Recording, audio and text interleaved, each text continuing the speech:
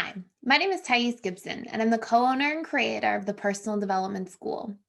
This is your daily breakthrough video, and in this video, we're going to talk a little bit about the fearful avoidant attachment style and friends with benefits scenarios. So different reasons they'll find themselves in the situation, some of the root causes, what you can do if you find yourself in that situation and want to recognize some of your patterns and move away from that, or some important things to realize if you are the partner or loved one or sort of other person in that situation with the fearful avoidant as well. Before I dive in, we still have our With You promotion going on. It is for 25% off our all access membership pass for 3, 6, 12 months. There's a full money back guarantee, and it gives you access to everything. All of our attachment coach run events, which we have 6 a week, mastermind groups, socials. I do 4 live calls a week. We're now transitioning to Zoom. So it'll be video calls. Everybody can see each other on there. And that's with all of our students. And then we have, of course, our 40 plus pre-recorded courses. So you can check that out. So here are some of the dynamics, first and foremost, as to why the fearful avoidant often finds themselves in this situation. So number one, fearful avoidants will get into friends with benefit situations when they're hurt and they don't believe in relationships. I've heard a lot of fearful avoidants over the years say things like relationships are too hard. I'm good at lots of things in life, but I'm not good at love. I feel like relationships are something I want, but the moment I get into them, I feel like my life becomes a disaster. Like everything just becomes triggering and frustrating and hot and cold and confusing. And fearful avoidants can sometimes feel really disempowered in a relationship dynamic, not because they aren't good at loving and giving love and being open to that, but because there are a lot of wounds that get activated. And eventually, when the wounds are pushed or the triggers are touched over and over, which is kind of inevitable, it can be very painful and there's a need to withdraw. So, fearful avoidance, when they're in a friends with benefit situation, they basically can sometimes use that as a subconscious strategy to buffer out having to acknowledge their major wounds. So, let's say, for example, that we know for certain that fearful avoidants have major trust wounds as a general rule. It's like one of the fundamental parts of their patterning or programming. And so if you have this major trust wound, but then you're in a situation where there isn't a whole lot of trust to be broken because it's low commitment, low expectations, there aren't these agreements you've made towards exclusivity or things like that can be broken. Basically, if your fearful one gets to show up in that situation where they can be more of themselves and be exposed way less to some of their major core wounds. And so if somebody's healing and working on themselves as a fearful avoidant, they might be more aware that that part of them that's very present and very available emotionally really wants to bond and connect does take precedence and tends to prioritize a relationship and whatever function or dynamic that looks like for you. But before doing work on yourself, these sorts of things, that can be a dynamic that fearful avoidants fall into.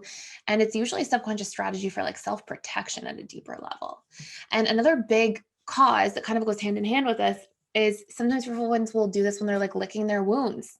Sometimes they'll get out of a relationship and they aren't ready to be emotionally available again. They're still closed down. Fearful avoidants can, after a painful relationship, stay closed down for long periods of time, like really not be open to romance or dating or anything for like years. Like I've seen this most distinctly in fearful avoidant attachment styles where it's almost like they think they're dismissive, but they're not. They just are protecting themselves from all of the roller coaster stuff that they have come to associate with relationships, if that's been a pattern they found. So they kind of try to protect themselves by pulling away altogether. And so this is sort of like a variation of that where they can go, okay, like I'm really closed off emotionally to this person, but I'm going to be in a dynamic where I will be open to like some form of connection. And so a friends with benefit situation helps because it gives me that connection without having to put myself through the ringer or open up too much or anything like that again. And again, this is like very much associated with people coming out of a past relationship that was very painful or going through a difficult breakup. So those are some of the major reasons. Of course, it still sort of breaks down to that like idea where it's the feelings minus the fears. And so obviously feelings can develop and can move in a different direction, but I often see fearful avoidance. And I would say this like 9 out of 10 times I've worked with clients who are in these dynamics. I would say that they go into these like friends with benefits situations.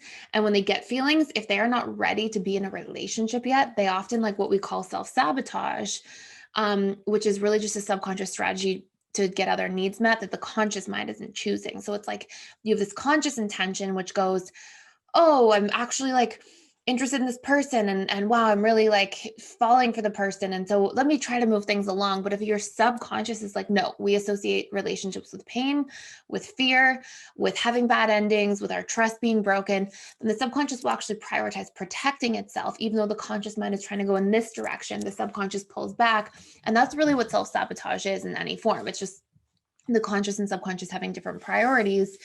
And so the subconscious will always win in the end, unless, of course, we learn to use our conscious mind to reprogram our subconscious. So that's a big dynamic that I see where, like, if the FA gets feelings, then they sometimes think, oh, I'm going to go do something. But then even when they think consciously that they want to pursue a friends with benefit thing into something more serious, they end up self-sabotaging, aka prioritizing self-protection instead.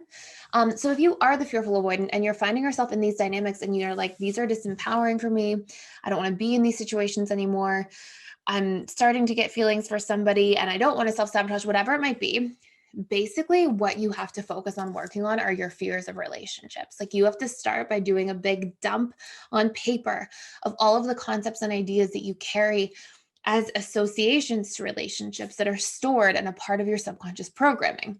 So for example, like if you thought that all relationships are peaceful and easy and you believe in yourself to do well at them and to be, really healthy and to just thrive in that area of your life, then like you're not going to have these push pull dynamics, or you're not going to have these dynamics where you want closeness and then try to push it away at the same time.